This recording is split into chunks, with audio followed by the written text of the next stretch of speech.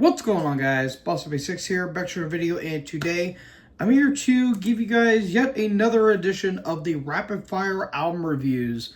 This one is just going to be a pretty short and easy one for me because I only listened to two albums by two bands that I am aware of, but I actually haven't really fully listened to either of their albums, which is oddly enough, but I do want to say that I did talk about this in my community tabs.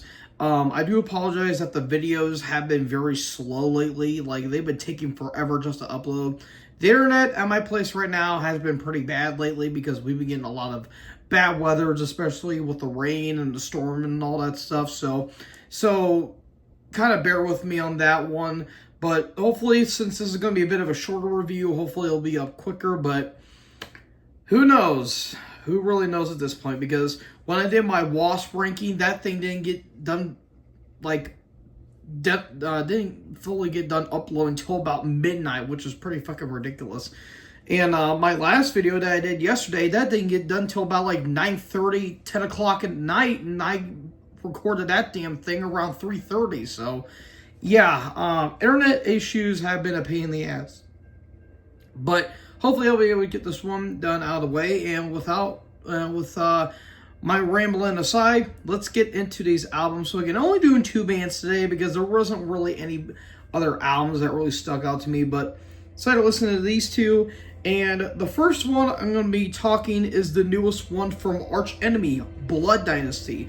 This is the 12th album from this melodic death metal supergroup. A lot of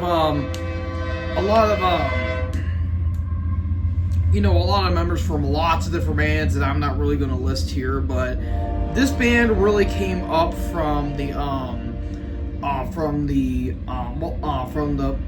Gothenburg sound in the 90s. Essentially, you've got bands like A Course in Flames, Dark Tranquility, Soilwork, and obviously At the Gates. And Arch Enemy really came up from that scene as well, and really put their own style of melodic death metal. And I'll be completely honest, I haven't been the biggest fan of Arch Enemy, at least as of late, because their more later stuff I haven't really cared for per se, where they incorporate some more classic heavy metal and traditional heavy metal.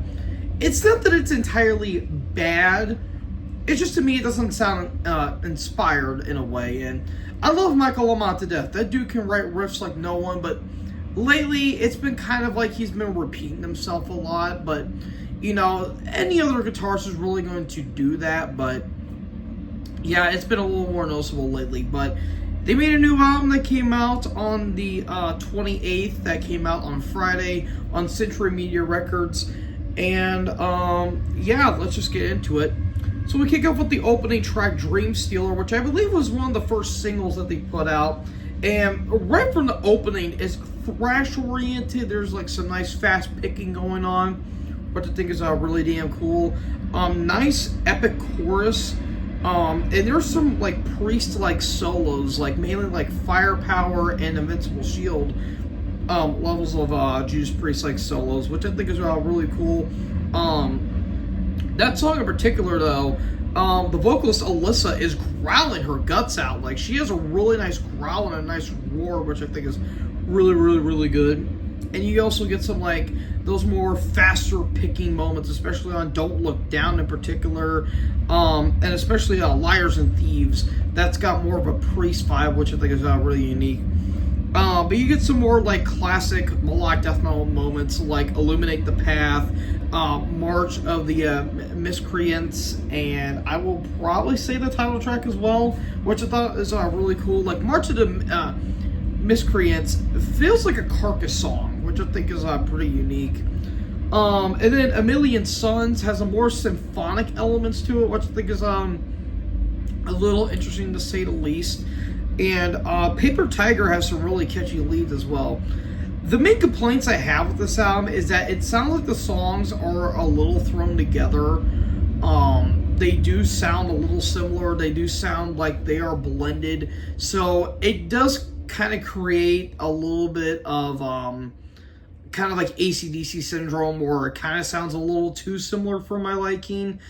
But I still think it's a good album. They even do a Blasphemy cover, Vivri Libre. I don't know that song. I didn't really care for it because I don't really care for covers personally. But yeah, this is all in all a pretty solid album. I'm not going to say it's one of their best per se, but it sounds like a step in the right direction because, again, I feel like they've been hanging on the more traditional heavy metal side more than the melodic death metal side as of lately. So it does kind of rubs me in a wrong way a little bit in some ways, but this I think was a pretty solid album in its own right. I'm going to give this 3 3 stars, or 3 3/4. I think it's a good album. I don't think it's great per se, because I felt like this band hasn't really released anything like exciting since Doomsday Machine, but I'm not saying the albums afterwards have been bad per se. It's just they haven't really captured the greats since that album. But this is some really damn good stuff. Pretty solid stuff right here. Again, 3 3/4 for me.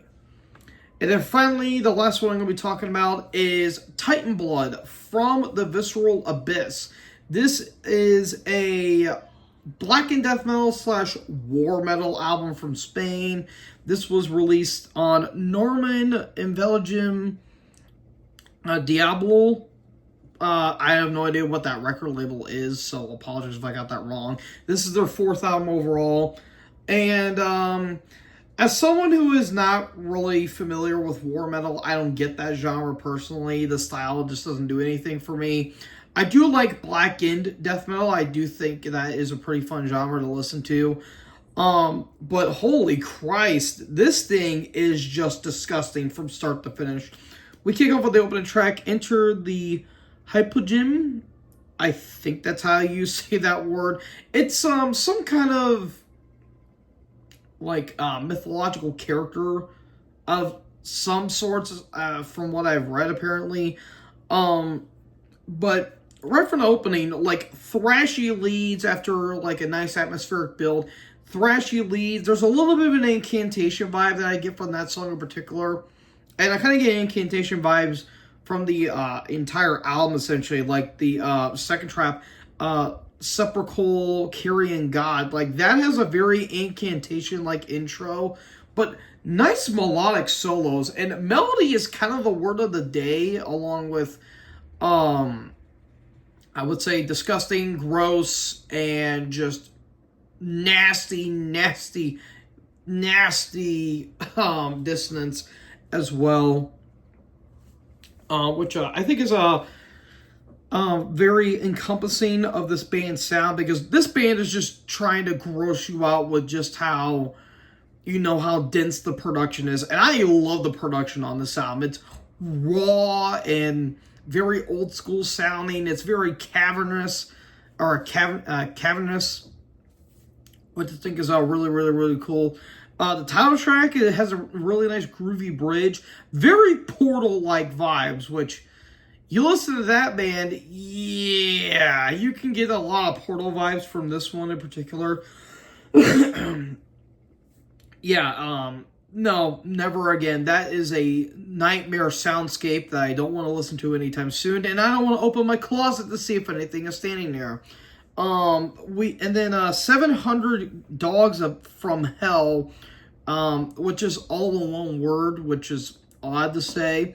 It's a creepy interlude that has like these dogs sound like they're from hell, a hellhound, if you will. Yeah, Fido isn't looking so good right now. I'm a little concerned about Fluffy, but yeah, that's more of an atmospheric kind of a thing for it, which I get. And then Strangling Visions. This is a pretty interesting one, because this, and I would say Sepulchral Carrying God, has a very Morbid Angel-like vibe, and I kind of get Morbid Angel throughout the entire album. Like, I would say, even from their Abominations of Desolation demo, Altars of Madness, and a little bit of Blessed Are the Sick with the more dissonance and the more atmosphere that they incorporate. And I guess you could say the same thing for Immolation as well, that more dense atmosphere that they incorporate, which I think is really unique. But very catchy solos on Strangling Visions that I think really complement that song in particular. And Darkness was all very melodic sections throughout, which I think is really nice. And Tomb Corpse, Hyraspis, I have no idea. I think I might be saying that wrong, but that is near 15 minutes of just blast beats, tremolo picking, disgusting vocals. Like, I haven't talked about the vocals yet. Like, holy shit, this dude just sounds like he is tortured and or he didn't take his meds. Like, this dude is just psychotic as fuck. And it really fits for what they were going for here. But that kind of leads into the negative that I have with this album. Like, the low negative that I have is that I feel like some tracks do kind of go a little bit long. Like, if they would have took maybe 2 or 3 minutes off of a few tracks, I think the album would have flowed just a little bit better, in my opinion, because this album is just about 55 minutes long. So cutting a little bit of fat off of it would have been perfect.